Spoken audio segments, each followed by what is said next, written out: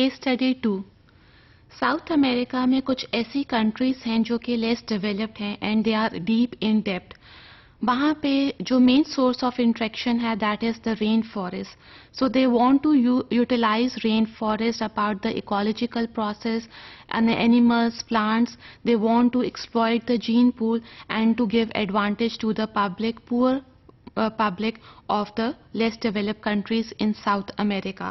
So what they have done, they raise revenue by giving the license to Japanese company to clear the land up to 25%. So the land has been further used for cattle ranching to raise beef in the US market. So एक तरीका ये था कि उन्होंने Japanese company को land provide की, rain forest की।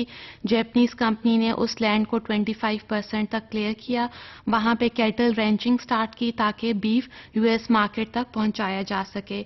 इससे जो इनकम जनरेट हुई वो less developed countries south America की, उनमें ये हेल्पफुल साबित हुई।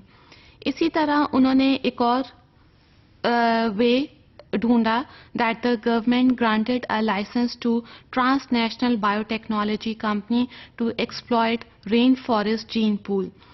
Then the company agreed to pay royalties on income generated from discoveries based on rainforest gene pool. Rainforest gene pool को exploit करने में जो जो discoveries होंगी related to plants, related to animals, they can easily generate income through all these discoveries. और इस income का कुछ हिस्सा वो लेस डेवलप्ड कंट्रीज यानी कि साउथ अमेरिका की लेस डेवलप्ड कंट्रीज तक पहुंचाएंगे।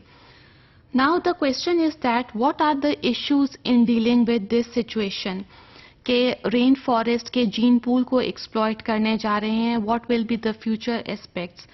Now some people believe that there will be deleterious effects on the biodiversity. Bio means life and diversity means variation.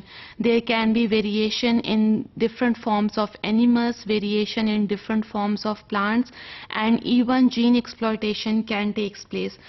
This is why this group has given this idea that there will be deleterious effects on biodiversity, because government has given the complete right to the company to exploit any living organism or any ecological community. So here the biodiversity is in danger. जबकि दूसरे group ने कहा कि ये agreement एक genuine commercial flow of money है from rich people towards poor people, जिसकी वजह से लेस डेवलप्ड कंट्रीज में जो पॉवर्टी का इशू है उसको हम प्रॉपरली सॉल्व कर सकते हैं।